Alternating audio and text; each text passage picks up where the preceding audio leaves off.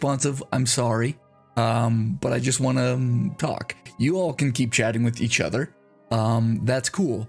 I will read comments later, maybe even like in the VOD version of this, and we can have conversation afterwards as well. So here we go. Hi everybody, I'm Erica, she, her pronouns, and I am an alcoholic. And when I say I'm an alcoholic, I am a legit 100% alcoholic. I am an alcoholic. I am such an alcoholic that there was a time where I didn't think I was an alcoholic, and boy, was that a wild time in my life. So I'm going to, I'm not an expert on anything I'm about to say. I have training around chemical dependency. I have many, many hours of being with people who are trying to get sober or stay sober. I've been very active in programs of recovery. You may recognize the names of such, but in keeping in line with some of the traditions and practices, I'm not really going to say names of organizations or programs of recovery. I'll just refer to them in a general kind of way, in a 12-step shape. Yeah, I'm just not going to say that I'm a member of AA. Whoops, did I just say that out loud? So everything that I share is my own personal experience. It's my own thoughts, opinions, doesn't belong to anybody else. I am not the replacement for medical professional help. I'm just someone trying to stay sober, like the next person trying to stay sober. I've learned some things along the way, so I'm going to be sharing with you what I like to call my experience, strength, and hope. Or, in other words, what it was like, what happened, and what it is like now. So that's kind of the paradigm shifts, the sections that I speak on. So what was it like? Well, first you have to understand the context of my life at that point. I grew up in North Dakota, born and raised, small. Most of my childhood was growing up in a very, very small town, like 1,200 people maybe on a good year, gravel roads. You could walk from one end of town to the other in like 10 minutes. You knew everybody. You knew absolutely everybody. From the school was kindergarten through 12th grade, all in one building, and that was still like less than 500 kids. Most people have a senior class that were just as big, if not larger, than the entire school building of kids that I went to school in. So if you did something in second grade that was embarrassing, that was following you to graduation day. So that was an experience.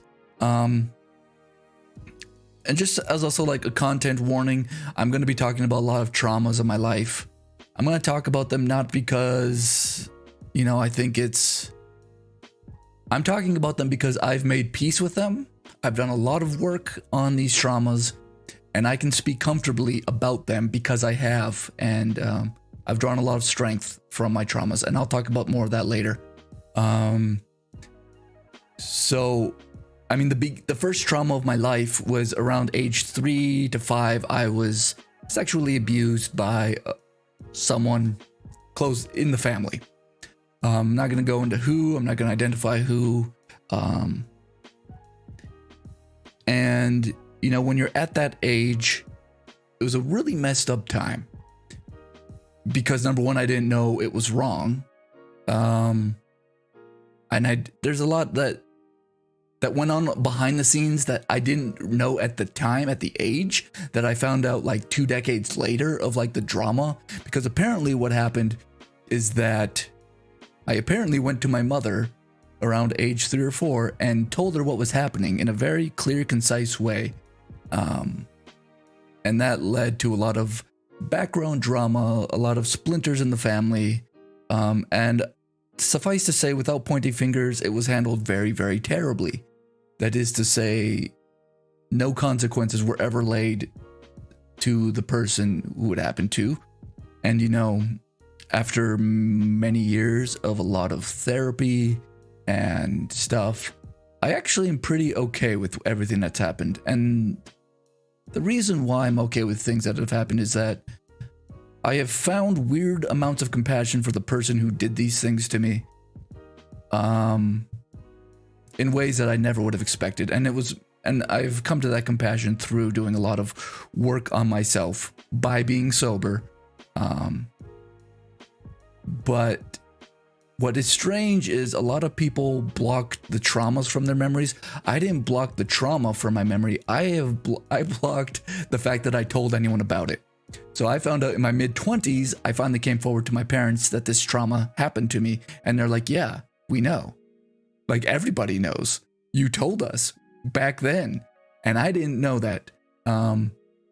Because, I don't know, my mind decided to block that part out of this story.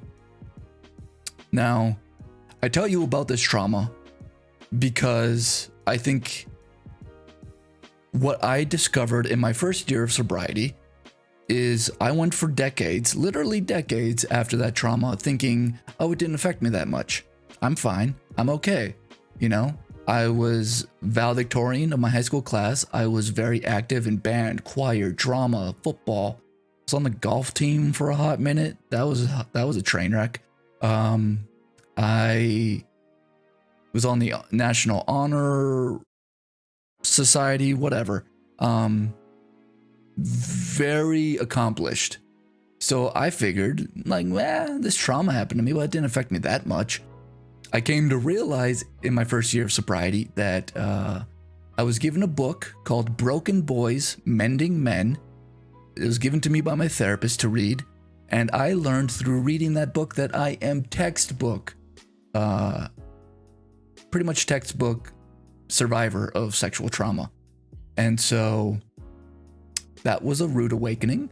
You know, anxiety, depression, hypersexuality, a lot of things attached to trauma.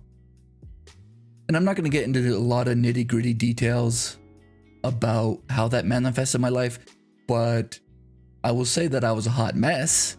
A hot mess that was packaged inside a very,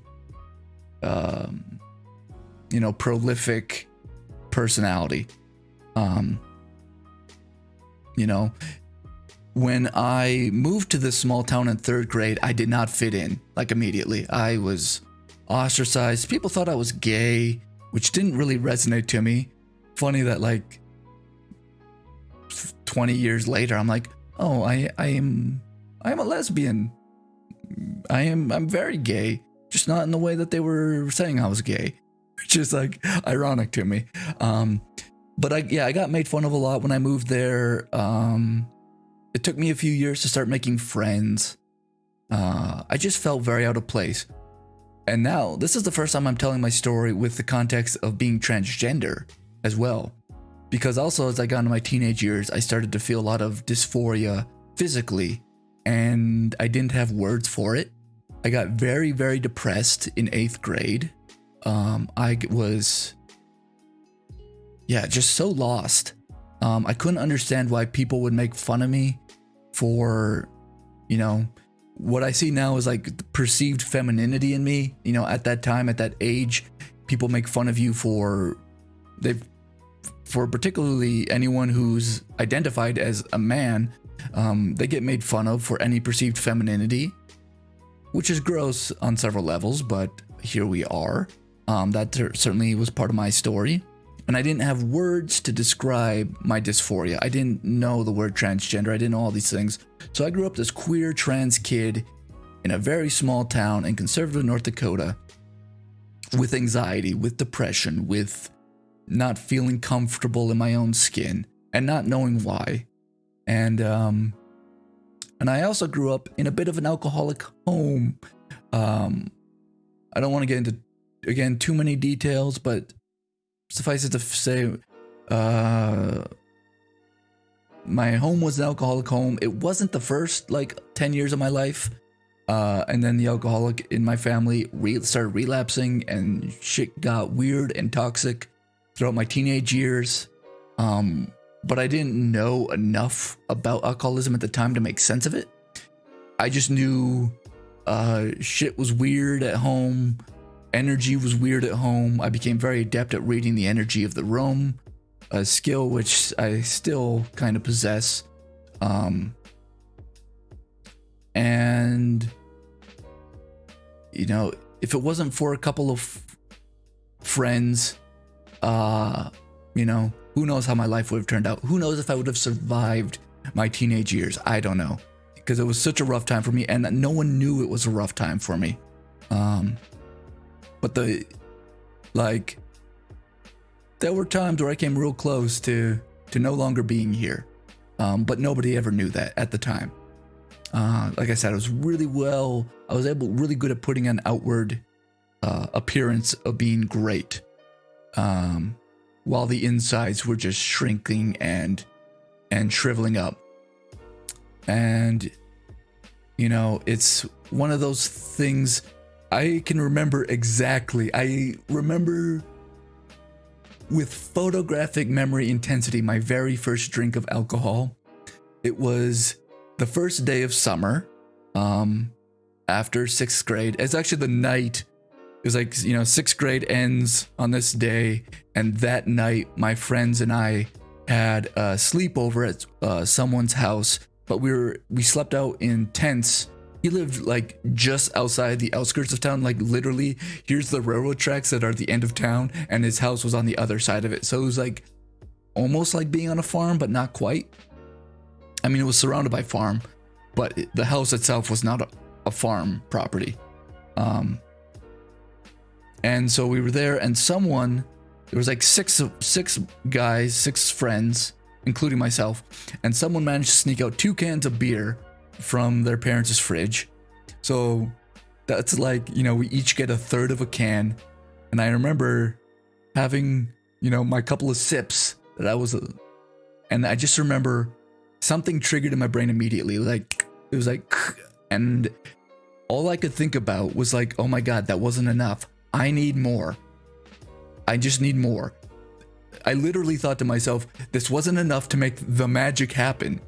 I don't know where these thoughts came from, because at that point my house wasn't like truly in the toxicity of alcoholism yet. So I don't even know where that thought came from. It was deeply rooted in me, that there was magic to be had with beer, and I didn't have enough to make it happen. So, and then I didn't have another drink of alcohol for a number of years. And then a shift happened for me. Around freshman year of high school, my best friend in the whole wide world at the time, who actually is the same person who got me into Twitch, went to Europe for the summer to be part of like a youth ambassador program. So he was gone for literally like a month or two to Europe, and all of my other friendships were like through him. So I just remember that summer like not really hanging out with anybody. I just remember walking around town a lot by myself, and I remember having OK Computer by Radiohead on my Discman while I'm walking through town, and Karma Police is playing, and suddenly I have this epiphany that like I need to create the person that I want to be, that like the person here, like the genuine me at the time, you know, was getting picked on and felt like shit. And so I wanted to change that. So I remember creating a mask for myself that was like, you know, being more masculine. I wanted to be, I remember this thought distinctly. I wanted to be the person who at the parties, you may not see them at many parties, but when you do, you knew that Erica was going to do some crazy shit. And I lived up to that. I had my next bit of alcohol the summer after sophomore year of high school. I got hired to play the bass guitar for a production of West Side Story at a regional theater in North Dakota. My band teacher, because music was a huge part of my life, and I was really quite good at the time. You know, I was in a rock band from like 7th grade to freshman year of college. I played trumpet, baritone horn, tuba, euphonium, valve trombone, percussion, guitar, bass guitar, piano. I was really into music in high school. So my band teacher got me this gig, and actually, so at 16, I had my first professional theater gig, and I worked with that theater. I think I've worked with them 7 or 8 summers, in my life. So I've worked with them a lot. But this was my very first gig, and it was West Side Story. And I just remember the pit orchestra was filled with musicians who were like all in college. Yeah, I think they were all in college. And so after our Saturday night performances, we were free to do whatever we wanted. It was in this town like 2 hours away, so you're not going home. We had dormitories to stay in, but we would go out and get really drunk. I remember we got a hotel room, and I had like my first like hardcore, like someone was like, "You've never had Rolling Rock before? Here you go." Someone was like, "Oh, you've never had Captain Morgan and Coke? There you go." And I'm literally a Rolling Rock in one hand and a Captain Morgan Coke in the other, just double fisting these 2 different alcohols together. And that was great, man. That was the best night of my life, except for the time that the flute player slapped me really hard, and then the person who played Anita kicked me in the face. I'm not going to go into the details of those stories, but that's what happened. That's what happened. Marcus knows. FF for life.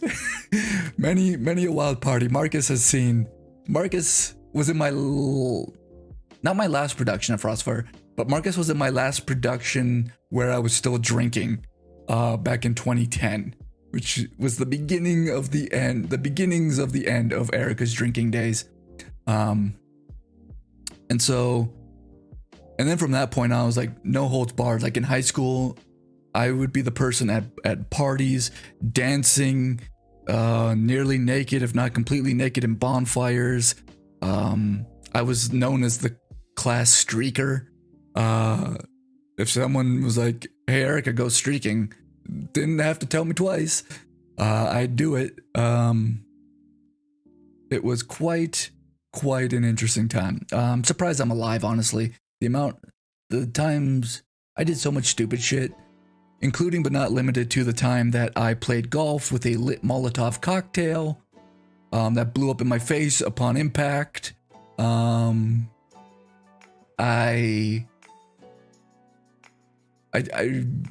drove home so many times where I have like my head on the windshield and like one eye open, like just dumb shit. Like I'm so grateful that driving was happening on empty gravel country roads that you maybe only see one person on like 2 hours of driving on them, because someone could have seriously been hurt, including myself. I marvel all the time that I'm still alive and that I have all my limbs, because I am just a lucky son of a bitch.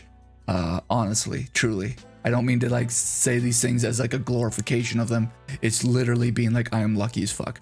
I would even go home for lunch at school and have some shots of whiskey that I hid in the house and go back to school with a good blitz on.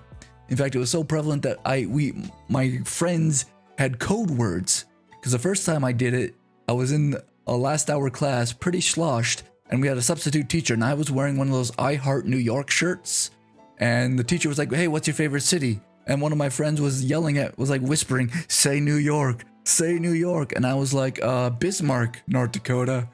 It's really pretty. I like going to Bismarck. And so it became a password. If I was drunk at school, people would ask me what my favorite city was, and if I was drunk, I'd say Bismarck, and if I was sober, I would say New York. So I did that quite a bit my last 2 years of high school. Meanwhile, getting straight A's, graduated valedictorian, and yeah, it was just a weird, wild time. And then I got to college, and actually, I kind of behaved in college, surprisingly. I was like, I took college very seriously. Like, I'm paying a shitload of money for this. I am going to behave. I didn't drink that much in college, which is not unusual, might I add. There's lots of alcoholics who say that, there were times of their life where they sort of were able to like keep it together for whatever reasons, for multiple reasons. And for me, college was one of those times. You know, I got engaged to what became my ex-wife after my freshman year of college.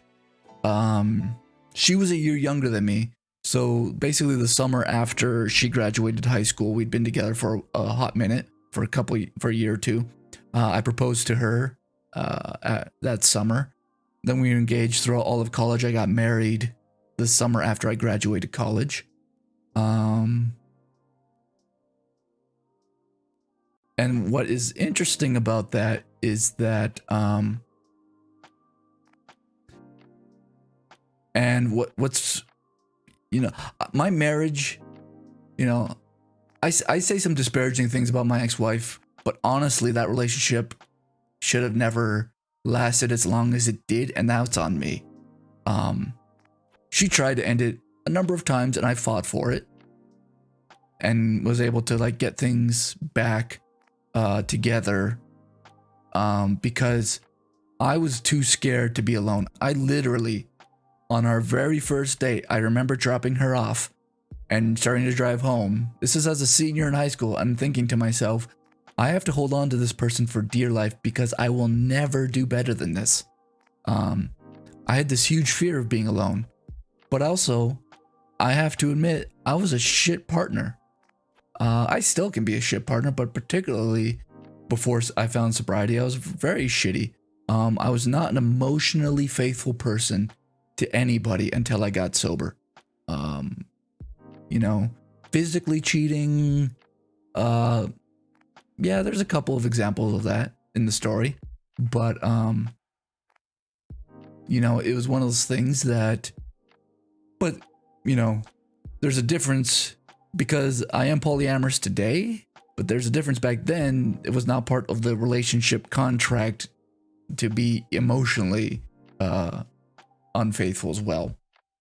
And this is actually, I haven't really talked about this part, but there was a time where internet me and real life me were very different people. When I discovered the internet in 5th grade, and I tell this story because it comes into play later as well. When I was in 5th grade and my family like got the internet and I found chat rooms and stuff, I literally, like, my brain splintered in two, and there was real life Erica over here, and then there was internet Erica over here, and the two ne'er met in between. They were two very separate things. And just put that in your memory bank, put that in your back pocket, hold on to that fact for dearly, because it will come into play later. So I, you know, went to college. You know, the most drinking I did in college was after my ex-wife turned of legal age to drink. We started like drinking more at home. You know, we'd have a couple bottles of wine, watch House MD, binge that on the weekends.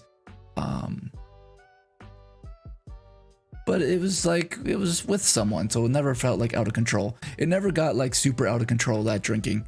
And then we both graduated. She was a year younger again, so her senior year of college, I just had a job in a factory right when the '08 crash became real prevalent.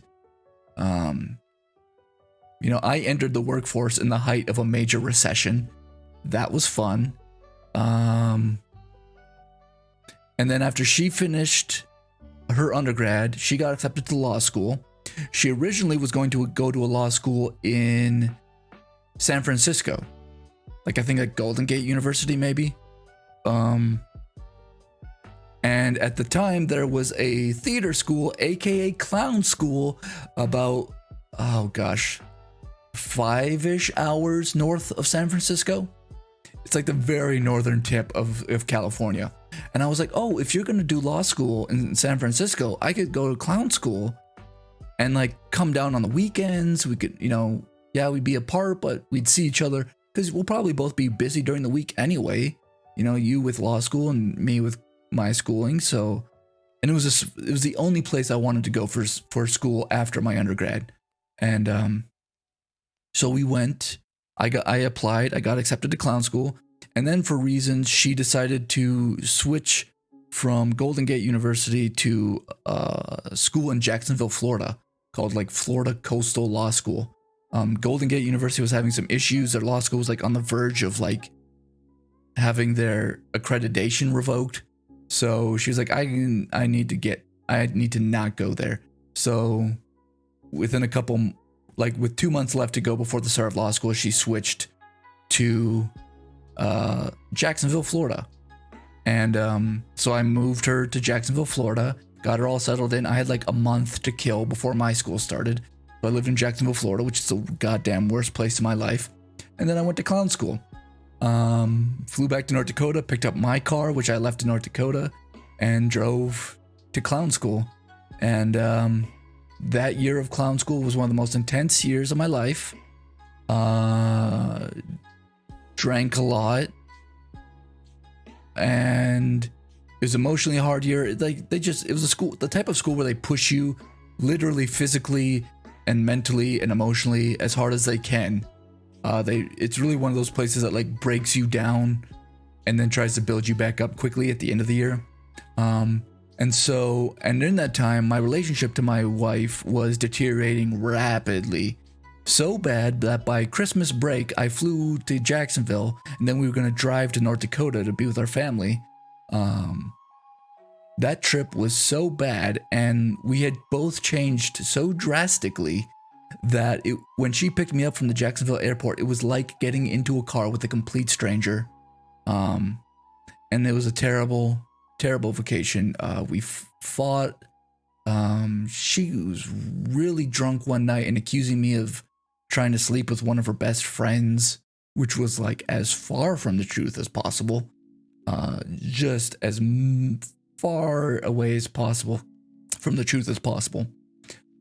So it was so bad that literally I changed my flight back to California a few days earlier so that I could celebrate the new year with my classmates in Northern California because I could not, it just was so bad. And she changed a lot and I was changing a lot and our personalities were just completely non-compatible. And then as I was starting the clown section of clown school, which is like near the end of clown school, she straight up said she didn't want to be married anymore. She straight up asked for a divorce.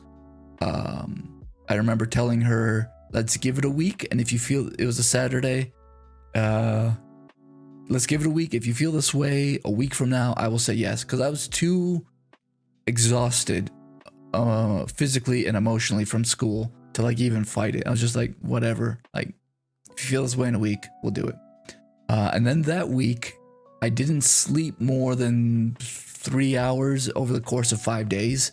I just remember like every time I tried to close my eyes, it was like the worst. At the time, it was like the worst thing that ever happened to me.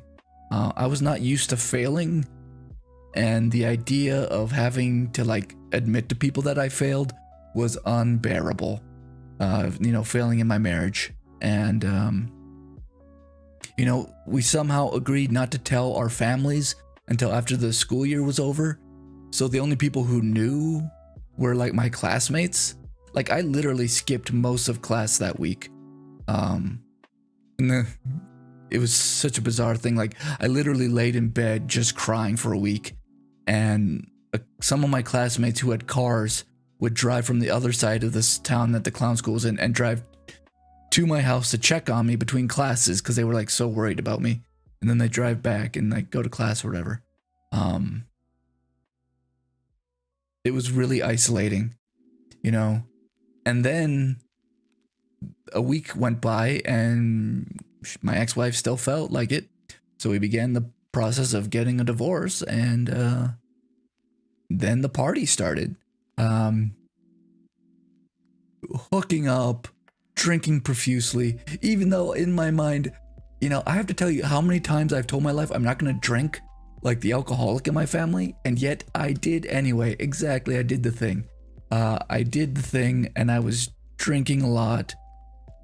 There was a brewery right next to the clown school, literally right next door. You exit one door, you walk like 50 feet down the building, you enter another door and you're in a brewery, the tap room. And when we finished class, it was always happy hour. So you could get these giant beers for like $2 that were so potent. So potent. So I'd, 2 or 3 of those beers and I'd be like unable to move for the night. And I didn't pay for those beers because I was giving someone bass lessons and he paid me in beer. So, yeah. That was fun. Then I got home to North Dakota after clown school was over, and I had, clown school was so weird, but I remember actually leaving clown school with such a weird sense of peace because they make you confront a lot of the shit about yourself that keeps you from hiding who you are. And, I left there actually pretty gung-ho to like be more my authentic self. Sorry, I just saw they were expensive bass lessons, and I just gotta say, like, $6 a week for a bass lesson isn't that expensive. That's all I'm gonna say on that. So I get back to North Dakota after that, and this is when this was the summer of 2010. I was in the Buddy Holly story, up at this regional theater, and that's when I started like really embracing the drinking myself into drunken stupors. I just remember there was one night in particular up at this theater where we finished the evening show, and I had a 1.75 liter bottle of Canadian Mist whiskey, and I drank. When I woke up the next morning, there was like this much left in the bottle. The last thing I remember is placing my head on a castmate's his chest, like he's this giant teddy bear, which he kind of was a giant teddy bear. That's the last thing I remember. The next thing I remember is waking up in my bed with my contacts out and like tucked into bed, and I'm like, man, people are so great, they took care of me. But what actually happened, according to people the next day, is that I shot up off this man's chest, and I stormed out of the dormitory and walked into the woods, and no one saw me for 2 hours. Which probably means that I was doing Tai Chi in the forest, because I was really into Tai Chi at the time. Oh my goodness, you have no idea how much I was into Tai Chi at the time. One of the greatest joys of my life was doing Tai Chi. So that was happening. Back at home, I was staying up till 4 a.m. drinking, just alone in my room. So it was a really... this was like, I was really starting to get into that alcoholic loop. And then, through some weird machination of Facebook, actually, I met someone who would change my life forever. We had mutual friends on Facebook, and by having mutual friends, I came across a post of hers where it was a song, because she was a musician. She posted a song she had done. It was actually a cover of Nine Inch Nails' Hurt, but done in a very electronica way, but with like a 12-person choir singing the choruses. And it was actually really beautiful. And like, it caught my attention, and like, I messaged her immediately and was like, I need to know, we need to be friends, because this is like some of the best art I've ever seen in my life. And we started becoming friends. We started chatting. We started to like each other. We started to like each other a lot. She was a musician living in Los Angeles. I was living back in North Dakota.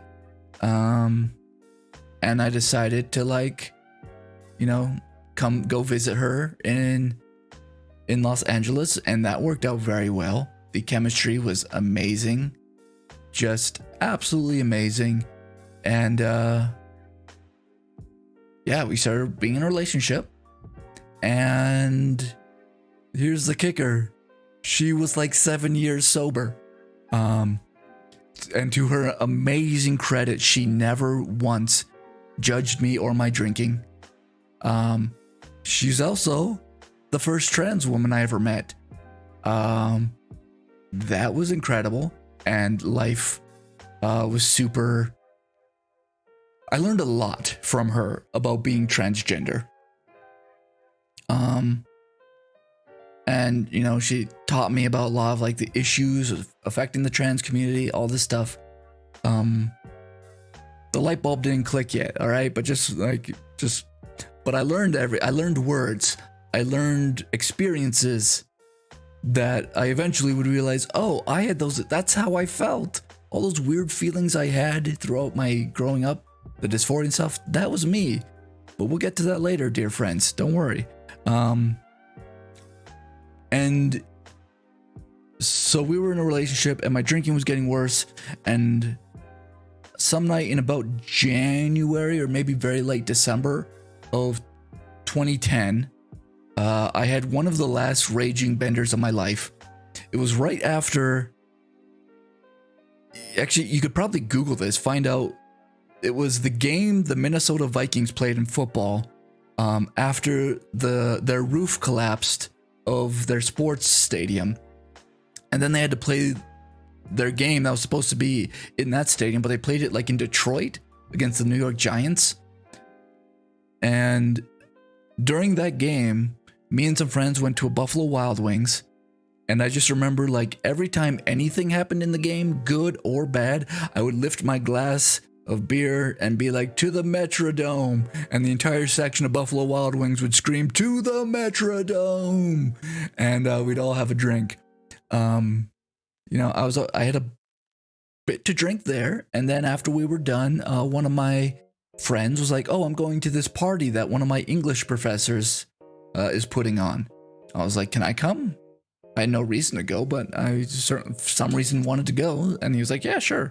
So I had a bunch more alcohol to drink there, hanging out with, you know, English majors. Surreal party. The professor actually was a professor who, like, her work was translating Italian text into...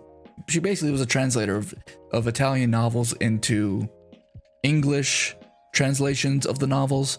I remember meeting someone who's like in a movie I loved as a kid. Like when they were a kid actor, they were in some movie that I loved. It was just so surreal. But I drank a whole bunch there. Then I got home and drank even more, and I got onto Skype. This was at the time Skype was the video conferencing. We hadn't heard of Zoom yet. But I got on Skype to talk to, you know, my girlfriend, and I was a hot mess. And no, I sort of passed out. We had a habit of like falling asleep together with our Skypes up. And I remember waking up in the morning, you know, and her face was there sleeping, and my like starting to move around woke her up for a little bit. And I was just like, I'm done. I can't do this anymore. I can't drink anymore. Like I was just literally, for the first time ever, just like done with drinking. And then her being sober for 7 years, like game changing. Super game changing. She helped me. But the thing is, I didn't stay sober for a couple more months. I went to some parties. My sobriety date is March 13th, 2011. It's actually probably earlier than that. It's probably more sometime in February, but I couldn't remember the exact date. My last drink, I remember what it was I was at a party that a friend was putting, and like she just would not let it go. She's like, this is a party. It was like a wine and cheese party, and she's like, it's a wine and cheese party. You gotta have some wine at least. You have one glass, you'll be fine. Just one glass. And like I caved, and like I had the wine, and like immediately after I'm like, this is so ridiculous. This like don't. And that's when I learned the lesson that I literally had to cut people out of my life who were not going to support me being sober. Because there were so many old drinking friends that just like couldn't quite understand why I wasn't drinking anymore. And I had to stay away from them. I had to just go do my own thing and protect my sobriety at all costs, at the sake of relationships. So I started to get sober. Like I said, I consider March 13th, 2011 to be my date of sobriety. And if everything goes well, I will be celebrating 10 years this March 13th of sobriety. And you would think my life would get better by being sober. But here's the thing, y'all. Shit got worse. Shit got so much worse, let me tell you. Because I used alcohol to numb the anxiety, to numb the depression, to numb the unmanageability of my life. And I wasn't yet active enough in a way. I hadn't yet learned how to change my life in a way that made drinking unnecessary. That's the thing I learned about drinking in these years of sobriety, is that, I could quote some stuff that says, alcoholism is an allergy of the body and an obsession of the mind. And what I mean by that, and what that text means by that, is that when you have alcohol, something is triggered in your body where you just cannot stop. And then the obsession of the mind is that even when you're not drinking, it's not even necessarily that you're thinking about drinking, although you are, but it really comes down to the way in which I lived my life was so self-destructive unto itself that I had no other option but to drink. Because I would set myself up in ways to really sabotage myself, and then oh my god, I need to have a drink because of how fucked up shit is, right? And I hadn't reached that point yet in my recovery. So things got worse because I was starting to feel these feelings. I was starting to experience just how horrible my life is. And then June 30th of 2011 hit my life. On June 30th of 2011, I was with this, girlfriend. She had come to visit me in North Dakota. And we'd gotten a hotel room because I was living with my parents still, because I was still getting on my feet really from the divorce. My ex-wife had everything, all the furniture, all the stuff. I got out of the divorce, a waffle maker, a tent, a sleeping bag. That's about it. And the clothes that I packed for clown school. That was about all I got out of that divorce. So I was still living with my parents, getting back on my feet. And so I got in a hotel room. We were in the hotel room. I checked my Facebook and stuff on her laptop and then gave it back to her when I was done. And then all of a sudden I hear, uh-oh. I'm like, what? She's like, I think I did something I shouldn't have. I'm like, what? She's like, you left your Facebook open. She found then the double life that Erica was leading between internet Erica and real life Erica, and proceeded for the next 8 hours to read to me every message to other women that she could find in my inboxes. And I'm not talking friendly conversations. I mean, they were friendly. They were too friendly of conversations. So yeah, 8 hours of that. So by July 1st, I remember I checked the time, 7 a.m. of July 1st, 2011. I was like, I need some serious help. I have some, I didn't realize just how powerless I was. And so I signed up for therapy that day and began really, truly, the first few months of my sobriety, I got through it by her support, and really that was it. And sheer willpower, which is not sheer willpower for any of those of you who would ever even think about the idea of sobriety. Sheer willpower is not enough to do it. Alcoholism will beat the fuck out of you and into submission. And I do not do it on sheer willpower. You have to find community that will help you get sober. If I can impart anything on anyone who may listen to this and think, I think I want to get sober, find community. There is a shitload of community out there. Find them. I'll give you a hint. I'm stealing this from Craig, not Craig Kilborn, Craig Ferguson, who had a late show here in America for a number of years. They're near the beginning pages of the phone book. I'll say that much. And so I got into therapy and I started really working programs of recovery at that point, because I was literally on my knees. Craig Ferguson is amazing, and he's talked very openly about his own sobriety. And I watch his. He did a stand-up thing about his own sobriety, not stand-up, but an opening monologue of his show, talking about his own sobriety once. And I watch it like at least once, if not twice a year. It's such a beautiful, beautiful thing. It's a great monologue. And so I got into a rhythm of working. Like I found, I'm just going to use the language, a sponsor. I started working some steps, what these steps are, maybe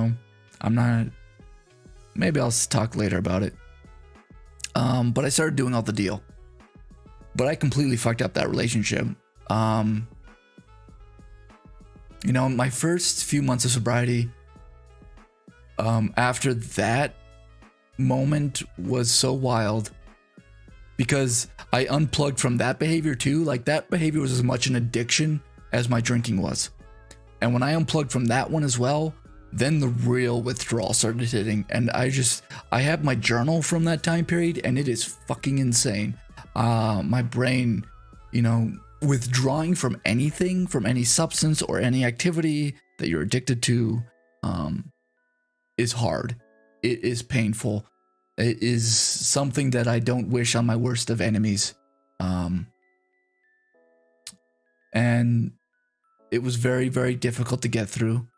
But I remember having this like meditation where I just had this thought like very clearly come across my brain, like, give this 90 days, give this 3 months. And I remember feeling like shit. And literally on the 90th day of not engaging in any addictive behavior, I felt better. And I started to improve. Me and this girlfriend started having conversations again. We decided to try to make it work again.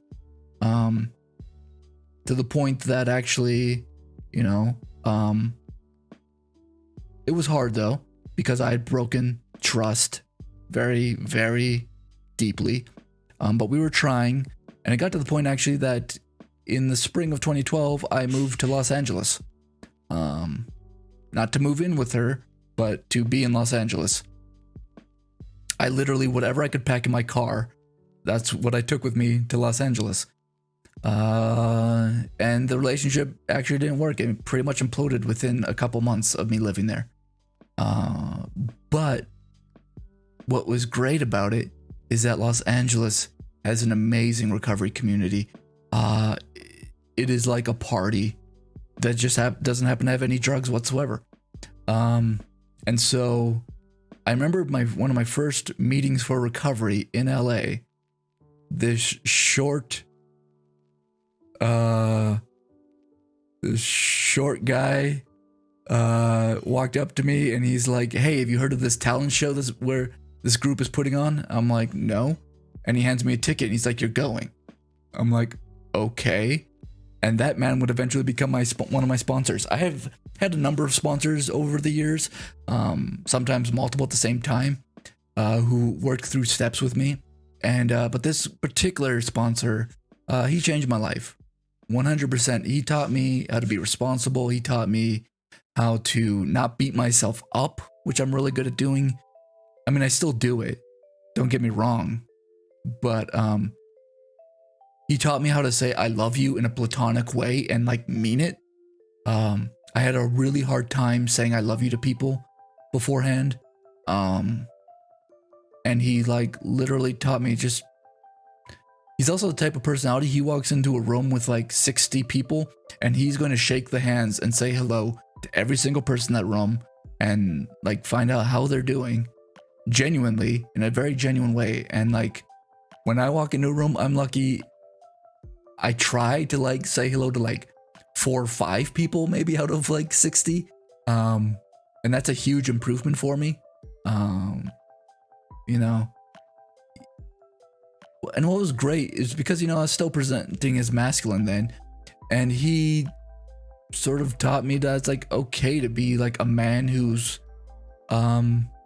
softer, who is free to express feelings and cry and laugh. And my meetings in LA were filled with laughter and crying and just so many great, amazing memories, like feeling so connected. What I realized about addiction is something, it's like this short circuit in the back of your brain that wants you dead. So the addict part of your brain is literally going to try to sabotage you by making you feel like nobody likes you or loves you or da da da da da, and forcing you to unplug from everything until you have no other choice but to drink or use drugs into oblivion. And I learned that I feel really good actually when I'm staying connected to people, when I'm reaching out, when I am also letting people into my world and, like, you know, being vulnerable. My being vulnerable is an invitation to them to be vulnerable. You know, when I first started therapy, my first couple years of sobriety, being vulnerable felt horrible. And now it's the thing that I delight in. Like, it literally transformed from a painful feeling being vulnerable to now being like something that I absolutely 100% love and cherish. And I want as much of that feeling as possible. You know, and then I also learned that there's unhealthy bonding, trauma bonding, where you make the image of being vulnerable with each other, but really you're just jumping to the heavy shit of your relationship, you know, talking about the traumas right away, all this stuff in the other to feel connected in a way that's actually artificial. So I try to, like, take time in getting to know someone. I don't have to rush into, like, becoming engrossed in each other's stories, and also putting boundaries. You know, in my toxic family childhood, I learned boundaries got destroyed, and I've had to learn in sobriety, like, how to have boundaries with people, you know, even with close family members, to be like, you know what, I don't want to talk about this anymore. Trauma bonding has left the chat room. Oh my gosh, thank you, Fiery. That was a great comment to just see out of the corner of my eyes. Yeah, so establishing boundaries was really important. Giving back to people. I have been a sponsor to so many people in my life, you know, and all being a sponsor is literally just about being a support for someone else, teaching them what you know in any way, but it's not some power trip of like, I am in charge of your sobriety. Honestly, like, most of the people I've sponsored didn't stay sober. They're not here for the long term, and that's okay. My working with them kept me sober. Hardcore. Helping another person stay sober is the easiest way for me to, like, keep my own sobriety in check. You know, there's this concept of, like, when you receive the gift, you have to give it away, and you stay full by giving it away. So that gift of sobriety, you know, that applies to, like, everything. That's very much like why I'm so supportive of other streamers. Like, I had some streamers be very supportive to me early in my streaming career, and now I'm just trying to be as supportive to as many other people as I can be, you know, and I learned that in recovery. You know, one of my best friends in recovery when I was living in LA, I was sitting right next to him in one of his first meetings, and he was like textbook first meeting, and he would say shit that was like textbook things that people say in their first meeting, and it actually, like, it caused the whole room to laugh whenever they would say the things. And they're like, you would think that this is the ironic part about, like, meeting for the sake of recovery. It's like, you would think, like, people would feel bad that, like, you're laughing at, like, these truths that they're possessing, but it's just like, we laugh because we are so guilty of the exact same thing that they're saying. Like, we've all been there. We've all had that first meeting where we just, like, you know, we think that we're unique. We think that no one else would get us in our traumas and our issues, and that we're, you know, we're going to give this thing a try, but it's probably not going to work. And, you know, fuck, I've heard that so many hundreds of times in my life that it must not be true. You know, there's a time where there's literature for these programs that I could quote you up and down the river, because I helped so many people. And I actually have a tattoo right here. That's the text on it says "The delusion must be smashed," which is literally chapter 3, page 30, like 3 paragraphs in. It says the delusion that we are like other people, that we can drink like other people, has to be smashed. It's just talking about like how much alcoholics will always try to convince. The reason I love this quote so much is because I never want to forget that I'm an alcoholic, right? There's a lot of alcoholics who go back out because they've been sober for a while and they think, oh, I can probably handle like a beer or, you know, 1 shot. I'll be okay. And I never want to lose that feeling that I am an alcoholic. I am a real, genuine alcoholic. I cannot drink like other people, no matter how many times I try, and that's okay. You know? And, you know, sobriety has brought me many, many gifts, including but not limited to realizing I was transgender. There I was, a couple years sober, driving to work, which I was working in a chemical dependency treatment facility at the time, working with a lot of people trying to get sober for different reasons. And I'm just driving on the 101, getting onto the 405 freeway, and just a gentle thought, you're trans, just popped across my brain. I'm like, oh shit, I need to get back into therapy. So I went to therapy and discussed it with the therapist for like a year. I started playing around with gender, wearing, you know, clothes branded for women. Like, you know, I'd wear like a one piece here or there, like, you know, paint my nails a clear coat of something, whatever, play with makeup in the comfort of my home. And that therapist helped me in so many ways in life. She really helped me when it came to relationships. She's a great relationship coach. In fact, that's like her main practice now, is like relationships. But as far as it came to LGBT issues, which was not her strong suit, I got assigned to her at the institute I went to that had like cheap therapy. When it came to LGBT issues, she was not very good. In fact, at the end of our time together, she was convinced I was not trans. And so I didn't transition for a few more years after that. But everyone who close to me at the time knew that I was thinking about transitioning, and it just never happened. And then I decided to move to Portland, Oregon, like you do out of the blue. I was kind of tired of LA. I was tired of working in treatment. I had a lot of experiences in treatment. You know, there's a number of people, clients from treatment that no longer are alive.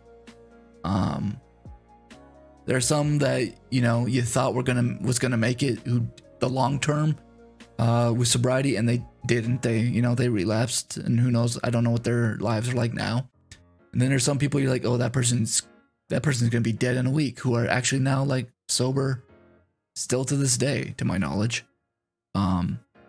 So, you know, it was an industry that I was very glad that I would spend time in. I learned a lot about how to be present with people during extremely difficult times for them, because no one goes into rehab because they're having a great year, right?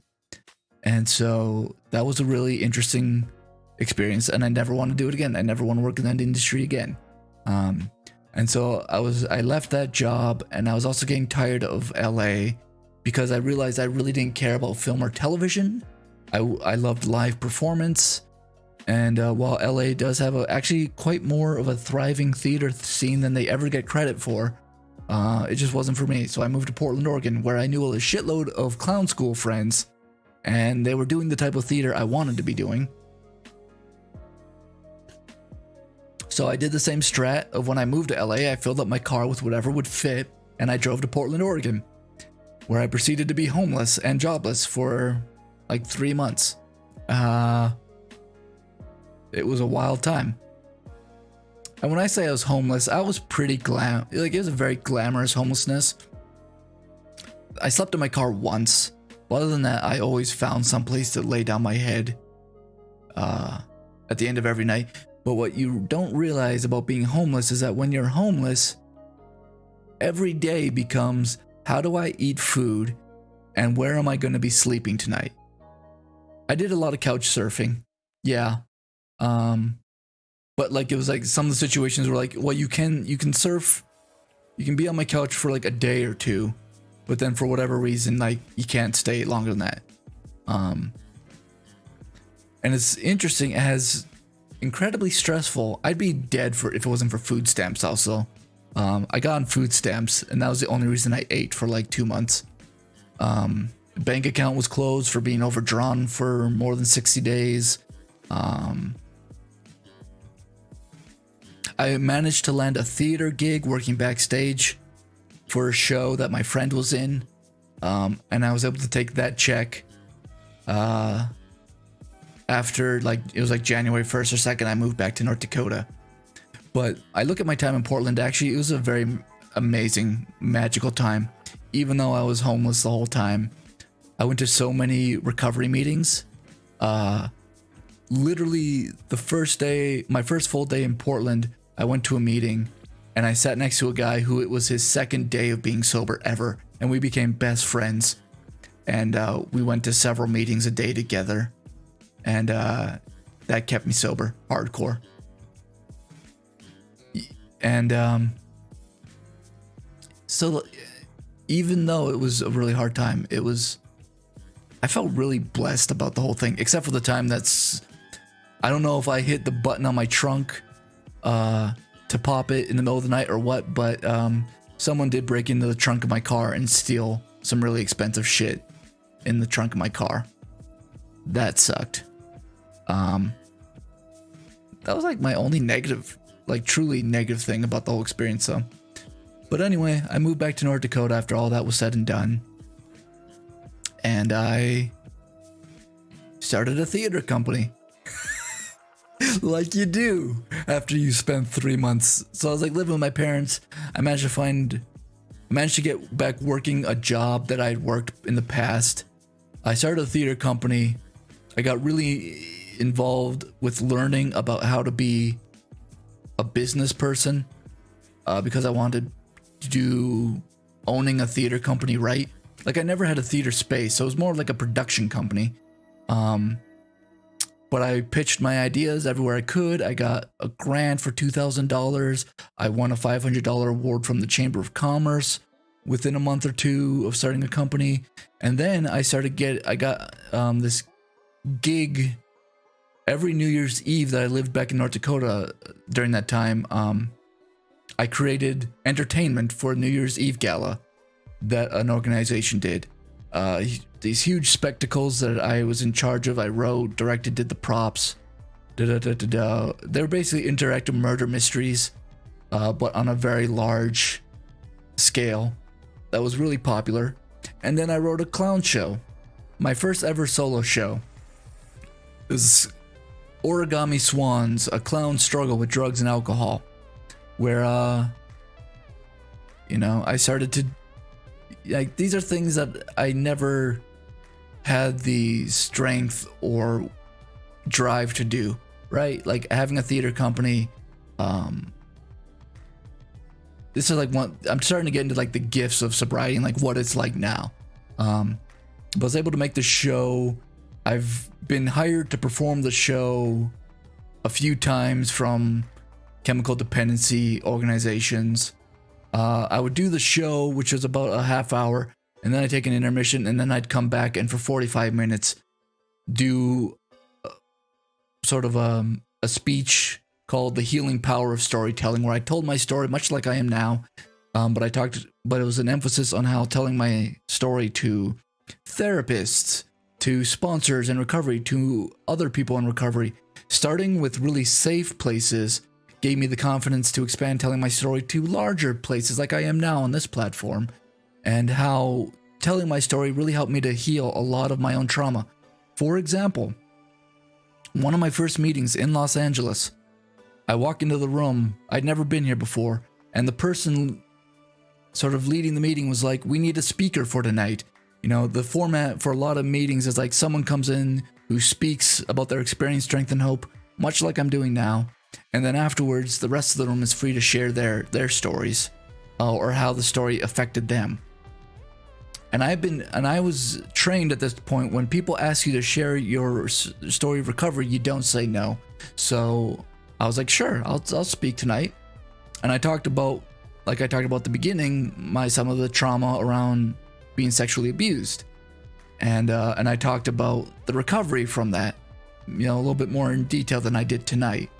And I remember so many men that night commented about how they were sexually abused as children, and how they had never admitted to another human being ever in their lives that they, were victims of sexual abuse.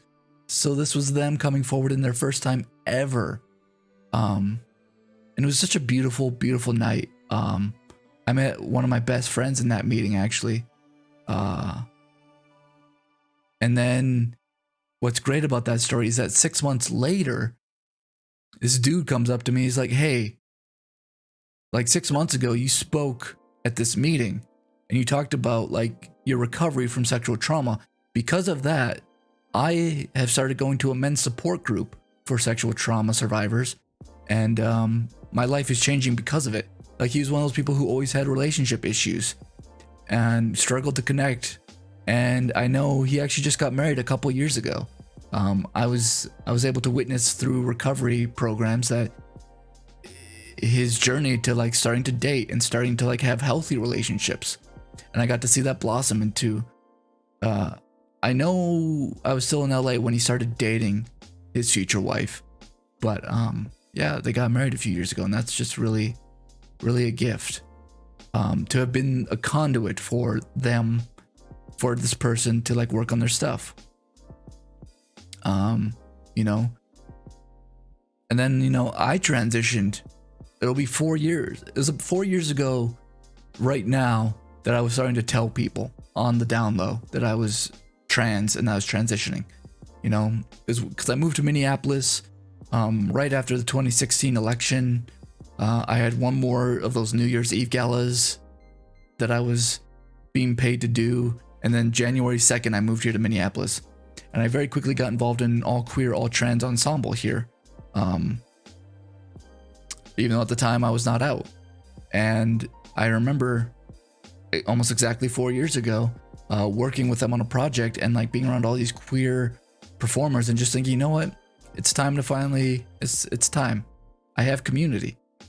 I have people that I can do this thing with. Community is such a big part of my life, and I found community.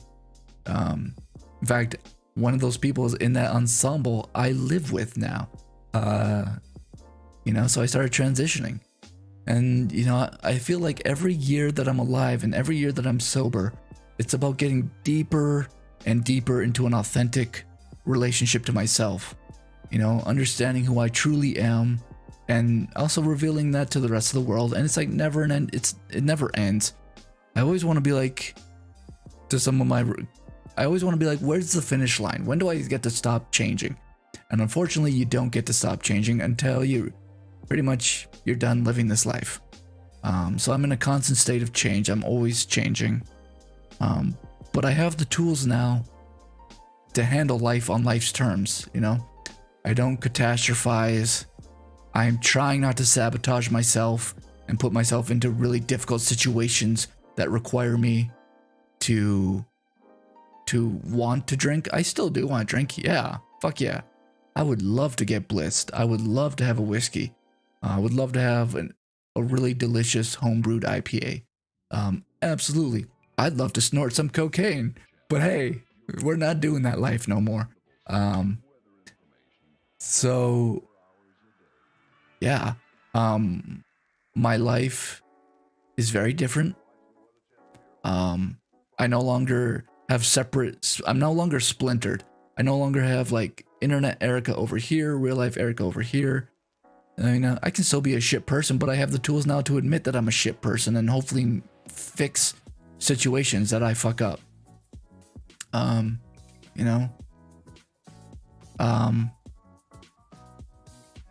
if you're hearing this and you're feeling like, oh my gosh, maybe I have a problem, you can always come out to me. Like, My DMs are always open to you. I'm always willing to have a chat with anybody ever when it comes to this type of stuff, and I have had friends after many years of sobriety, like all of a sudden hit up my DMs and be like, hey, I've really been struggling in relationship to my drinking. So, and I'm not placing any weight on that. If people get sober, they don't get sober, like whatever. I'm still gonna love you.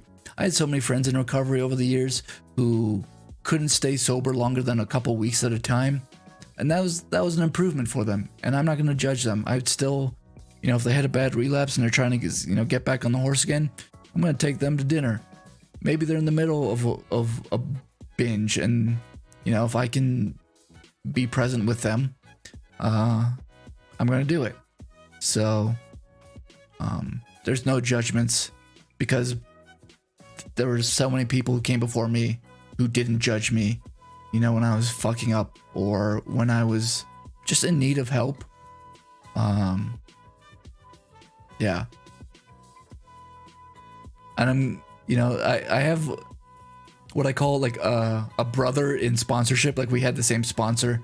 He's a very eloquent speaker, and he has this thing that he would always say whenever he was speaking, much like I am.